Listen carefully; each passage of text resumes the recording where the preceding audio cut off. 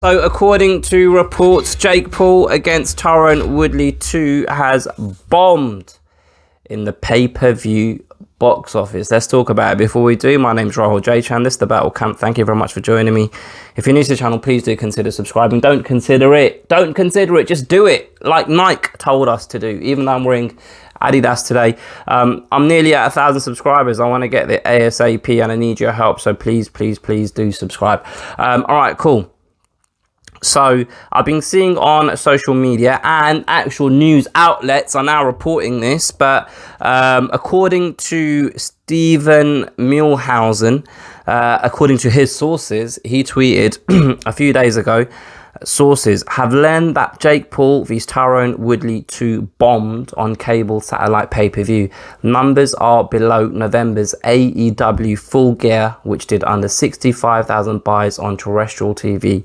Streaming numbers are unknown, right? And that tweet has, I've been seeing these numbers all over Twitter. I've seen Jorge Masvidal post them. I've seen other news outlets talk about these numbers and the fact that this pay-per-view has bombed.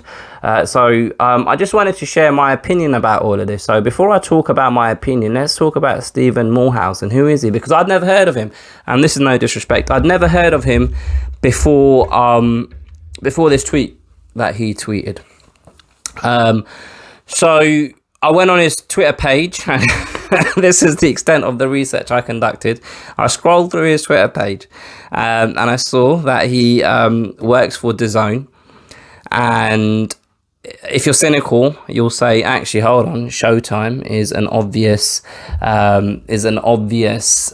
competitor to DAZN Boxing, and the fact that he works for DAZN, there might be something awry with the fact that he tweeted out this information. People have actually called him out on this, saying, actually, hold on, Stephen, how can you not get hold of DAZN's streaming numbers, but you can get hold of Showtime's pay-per-view buys? That doesn't make sense, because DAZN's your organization. Now, obviously, DAZN haven't made any secret about the fact that they like to keep their subscription numbers a big bloody secret. So knowing something and reporting something are two totally different things. And if an organization is paying you, and that organization, doesn't want anyone to know how many subscribers they have, if you then go out and tweet that number, even if you go out and tweet that number, you won't have a job tomorrow. So that argument is a moot point. But the thing that I wanted to understand is, why the hell is AEW's Full Gear pay-per-view the measuring stick for this information?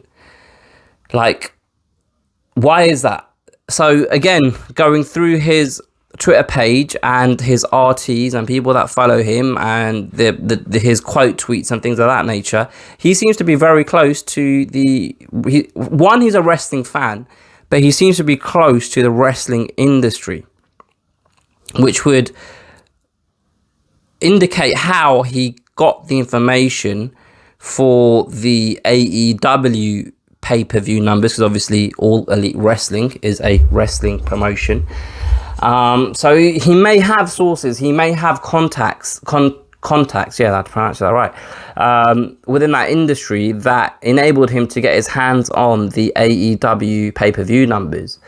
But then obviously those same contacts probably have the ability to get hold of the Jake Paul, Tyron Woodley pay-per-view numbers. So I don't know whether this number of under 65,000 buys on terrestrial TV is accurate. But if it is accurate, then you'd have to argue that this is a major disappointment for Jake Paul and all involved at Showtime. Now, there are a couple of caveats to this. The first one is, it's in the tweet, right? Streaming numbers are unknown.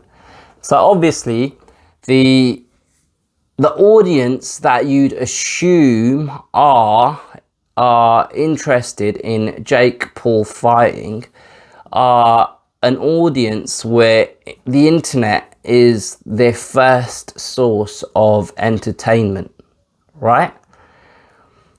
people that are in that kind of age bracket of teenage to kind of early 20s or whatever, I'd assume, are fans of Jake Paul, and they've grown up where they go for an iPad before they go for the TV remote if they want to be entertained.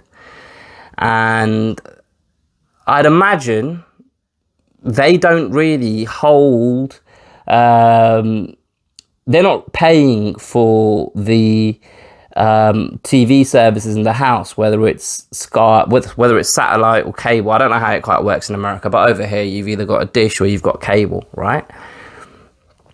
And I'd imagine being of that age and going to my dad saying, Dad, I need to order this event, it's $80. My dad would literally say to me, what are you no, you're not ordering that, it's not happening. So I can imagine that happening in these households, right?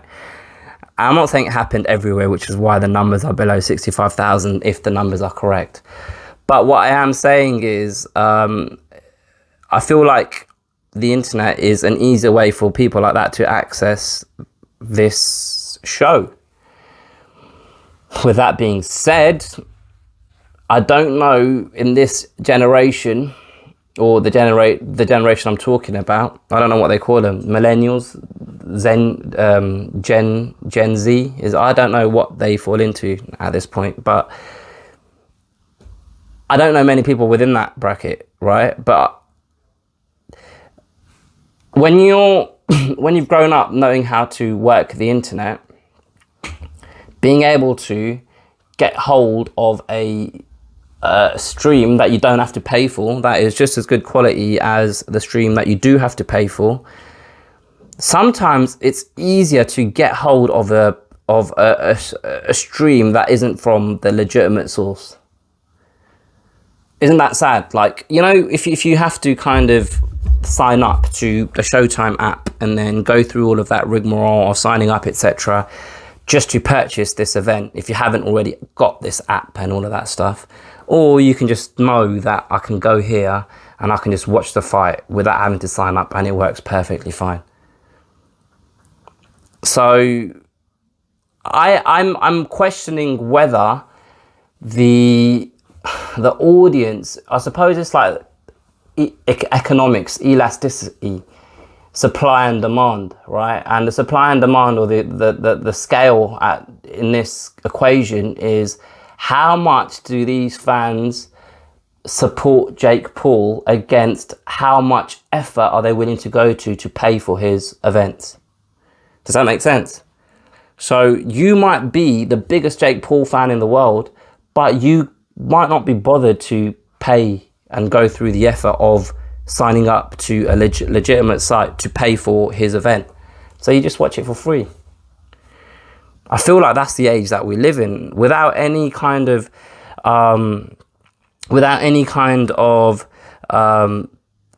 guilt, I suppose is the right word, of not supporting with your money, because you can justify it by saying, well, he's a millionaire anyway, he doesn't need my $50 or whatever it was online. Another major thing here is I honestly don't get what the need was for Jake Paul to fight Woodley again. There was no demand for it. They supplied it anyway. The only person demanding this rematch was Tyron Woodley himself. And I haven't seen the fight, but for all intents and purposes, from what I understand, from what I've heard, is it was one of the most boring fights in the world until Jake Paul knocked Tyron Woodley clean out, right? So this obviously, you know what, this is probably a fight where people thought, I'm semi-interested, I'll watch it, but it's not really something I'm going to go out of my way to watch. So I'll tell you what, let me just get a stream. Let me just get a stream up. Maybe that's what happened. Who knows? But it's interesting.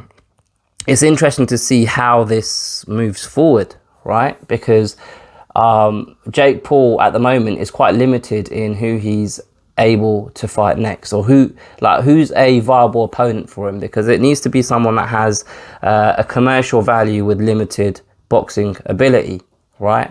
And someone that isn't really undersized compared to Jake Paul. And they're talking about Julio Cesar Chavez Jr. Being in the running for fighting Jake Paul. They're talking about apparently Anderson Silva also being in contention for facing Jake Paul. Obviously, we've got our very own Tyson Fury's brother, Tommy Fury, who obviously was signed up to fight Jake Paul, but then had to pull out with injury. So there are options, but how viable commercially are these options for the people that are interested in watching Jake Paul box? That's the $1 million question, literally at this point, because if all they're doing is 65,000 buys on TV, if you add to that buys online, are they even making money on these shows at this point? If Jake Paul has a guaranteed purse, if the opponent, Tyron Woodley in this case, has a guaranteed purse, how much money are they making? Is the juice worth the squeeze? Is there any point to doing this? Like, I appreciate Jake Paul probably enjoys boxing. I appreciate this is a passion for him. You can tell he trains hard, he works hard. But if you're spending 4 months, because his last fight I believe was in June or July, and then he fought again in December. So let's just be conservative with it. Let's not be over the top. If you're spending 4 months, that's a third of a year, training for a fight, putting money into the promotion of a fight, and you're walking away with less money than you would have made just making YouTube videos and doing what you were doing before, at some point you have to think to yourself, what am I doing here? What's the point in all of this? You know? But again, obviously, if it's a passion, if he genuinely enjoys it and it's not about the money as such, then fine, continue. But if he thought this is actually something that he can leverage his fame into to earn tens of millions of dollars, because if he thought, well, if Conor McGregor can do it, he went into boxing, I'm more famous than Conor McGregor, probably in his head at that point. He probably thought that. So why can't, if I do it, I'll earn even more money. I'm not saying that's a fact. Maybe that's part of his thought process. And if that was his motivation, then clearly it's not working out. And if it's not working out, is it worth continuing? You know?